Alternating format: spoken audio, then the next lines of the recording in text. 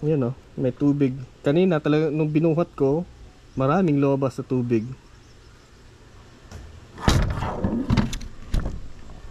Bad experience.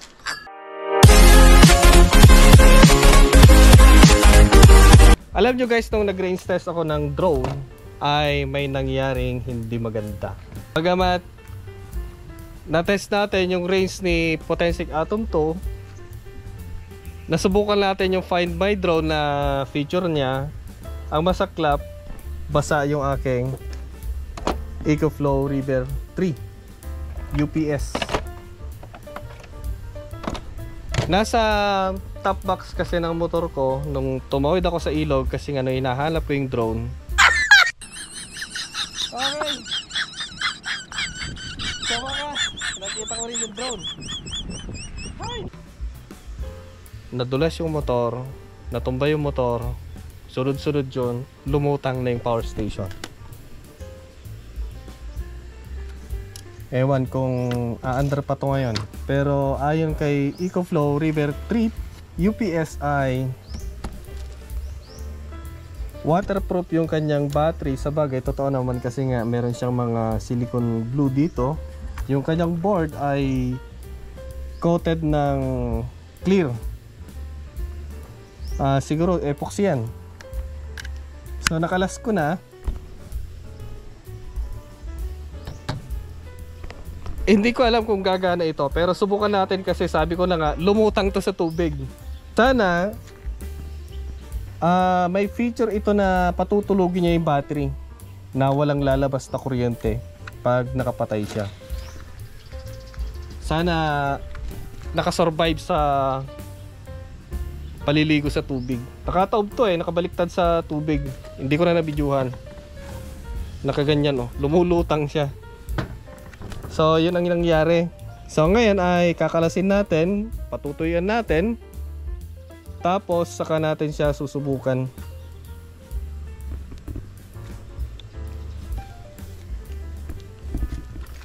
Yung display sana hindi pinasok ng tubig. Sana. Kakalasin ko lahat, then patutuyuan, saka natin susubukan. Yan may tubig. Kanina talaga nung binuhat ko, maraming lumabas sa tubig.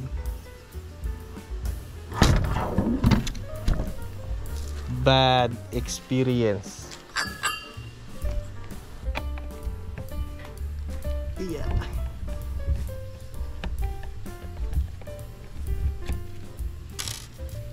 So wala na dito. Try natin tanggalin dito kasi dito nakakalas din. Ayun. Ayun dito.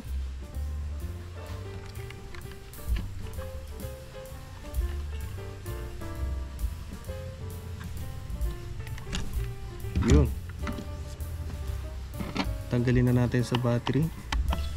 So sa tingin ko itong battery nito pag pinatay na siya nakapatay naman siya kitde, ay natutulog siya. So walang lumalabas dyan. Ewan lang dito sa mga malilit na cord nya kung may lumalabas para sa kanyang standby. Meron pa dito.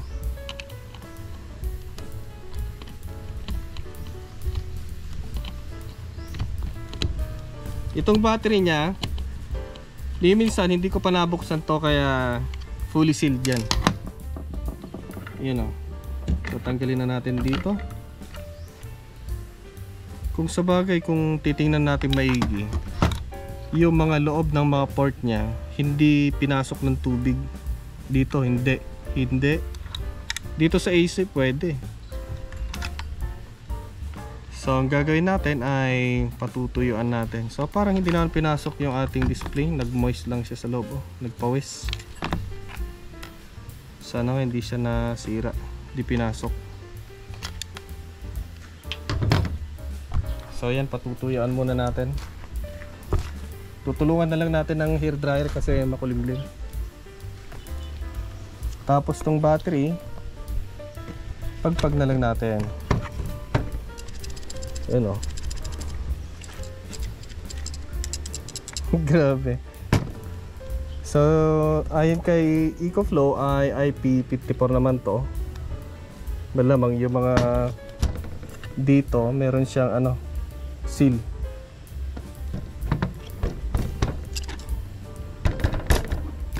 So ngayon ipatutuyuan natin kahit yung blower nya. Yan. Ayun guys, so yung board nya ay fully coated. Lahat coated siya, oh. Yung tubig ay nabuo siya, oh. Wala lang dito sa gilid kasi wala namang pyesa dyan, eh. Dito ay coated siya. Ayos.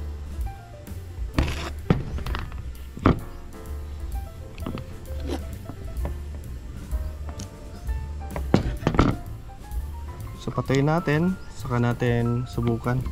Ayun, oh. Nagbubukol-bukol yung tubig. Ibig sabihin coated siya. Insulated. Tapos yung display, sana hindi siya nasira.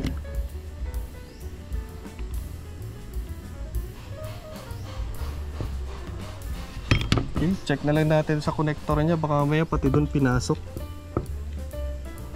Much later. Hopefully yung kanyang display walang tubig sa loob. Tapos itong heatsink na ito sa ilalim, sana walang nakapasok na tubig at walang stock. Much later. Kaya basa. Lipat tayo dito sa kabila kasi itong solar panel parang mabibitak yung kanyang salamin. May didin, eh.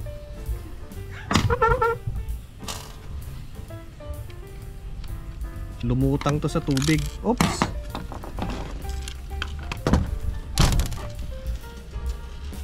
Videohan ko pa sana, kaya lang ano pipiliin mo, bibidyohan mo pa or i-save mo yung unit.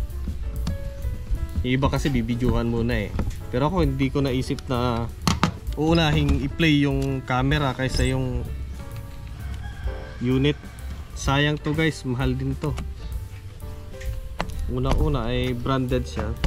So sa tingin ko matibay din naman. So 3 oras ko na siya guys na drenay sa araw. At ang balak ko, bubuksan ko pa sana yung battery pack pero hindi na.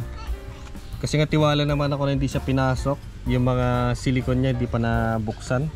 Tapos talaga hindi ko pa binuksan yan guys. Kaya walang duda na talagang walang nakapasok dyan. Tapos sa tingin ko dry naman na siya, eh. Importante kasi na talagang madry ng husto yung nasa ilalim. Tapos itong transformer, mga ferrite core, okay naman na. So subukan natin kung hindi siya na damage. Sana tulog yung battery niya noon or walang lumalabas. So i-try natin, sana mag-on siya.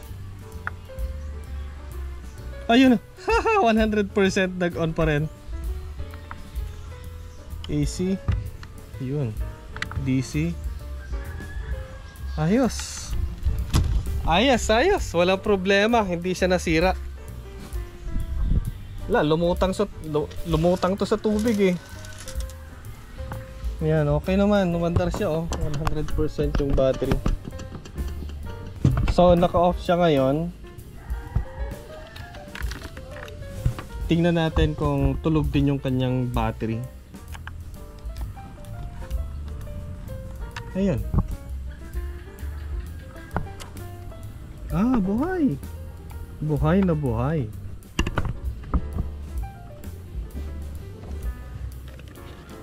Nasa 20 volt DC. So buhay na buhay siya. So i-try natin na on natin muna. I-press natin ng 10 to 20 seconds.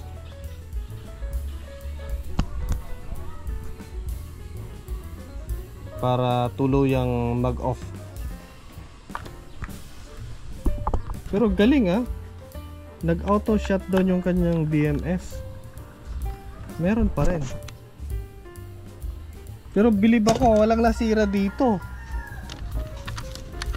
Lumutang to sa tubig eh. Visible yung kanyang display. Hindi siya nasira. I-try natin i-connect sa phone kung walang na-damage. Kita ba? Parang hindi kita. Yan o. Ayun, connected siya. Galing. Percentage, ayos, connected siya. Walang naging problema. Ayan, so walang problema sa app, walang problema sa Bluetooth module. Kung walang naging problema sa Bluetooth module, pati sa Wi-Fi module niya. Subukan natin on via app. Ayan, nag-on yung AC. DC. So gusto ko makita kung yung waveform niya ay malinis pa rin. Okay, so i-check natin kung pure sine wave pa rin. Ayun, pure sine wave pa rin. Wala nang pinagbago. So ang lupit ni ni EcoFlow, kahit basang-basa, lumutang siya sa tubig eh. Basang-basa siya, tapos nung ganun ko, ang daming lumabas sa tubig.